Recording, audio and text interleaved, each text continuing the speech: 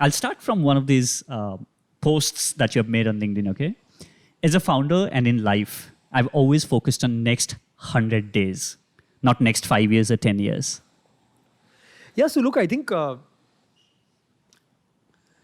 if you ask me about where I see myself even today, 5 years later, I don't know. And if you ask me 5 years ago, would I see myself here 5 years later? The answer is, I don't know, right? I won't have known. Specifically for the startup journey, right? While all of us know our vision, our mission, where we want to get in the long term, tangibly, for me, I have seen success in setting up smaller 3-month goals, right? Or 100-day goals. Because there you can actually see the effect of what you're doing, the results of what you're doing. And then if you think about 5 years as 18 or 17 100-day journeys, that's so much more rewarding than saying, okay, let's take Dr. Vaidya's example. Right? I started with 0 orders a day on my website. My target would have been to get to 5,000 orders a day, which we eventually got to. Yeah. At 0 orders a day, if I started thinking of 5,000 orders a day, I mean, that's so far away that it's demotivating, right? And if you start thinking of the 5,000 when you're at 0, what about the journey from 0 to 10, 10 to 20, 20 to 50, 50 to 100, 100 to 1,000, 1,000 to 2,000? And each of those journeys is important. Right? So breaking it up for me has always been much, much more effective than just pie in the sky looking at the long term. Yeah. And also, we overestimate on what we can do. And we are impatient in general as people and as a generation, but also we over-philosophize things, right? The one question a lot of founders ask me now that I'm on the investor side or on the mentor side is, what's the best way to start? Yeah. My answer to that question always is the best way to start is to start. Start, yeah. Just start. Yeah. Right? Make your mistakes and learn. Yeah. Instead of philosophizing for 3 months, make 3 months of mistakes. So are you also the believer of the fact that you start and then figure out later?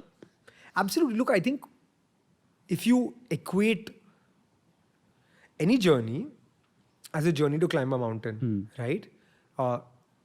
The idea is that when you're climbing a mountain, you want to reach the summit, right? Yeah. But let's say you're climbing a mountain in the Himalayas and you start climbing and there's a landslide somewhere or the weather is not good somewhere else, right? You want to get to the peak, but you may go back down, switch the route, change the path. Yeah. You want to get to the same goal. But changing the path to get to the same objective or being flex with that, that's very important. So that's how I would think about it, right? Not what I want to do, I'll figure out. What I want to do, I know. But the path to it, the journey to it, the way I get to it, maybe that I'll figure out. Yeah. And also a lot of people, and I talk a lot about perfection in this podcast, right? Because a lot of people want to start right, do it right the first time. And in that process of getting it right the first time, they take a lot of time to release that version 1. Yeah, I'm not a believer in that, right? Because what's right in your mind may not be right in the customer's mind. Yeah. And so if you spend so much time philosophizing what you want, you put it out to the customer and 6 months into the customer says, actually it's not what I want. So on my podcast, my first ever episode, Rohan Mirchandani from Epigamia said one really nice thing, right? He said,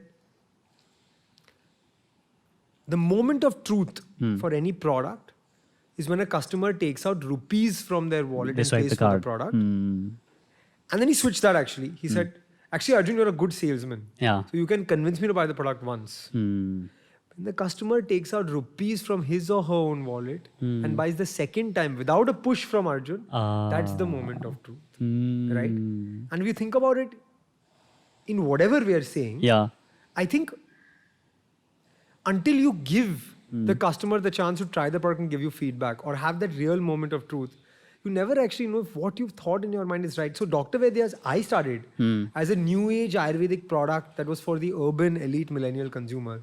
Very quickly, Dr. Vaidya's became a 82% outside the top 10 cities, Bharat focused brand. I didn't know that when I started. Had I over philosophized and not started and then not worked with a millennial audience, I would have been in deep trouble.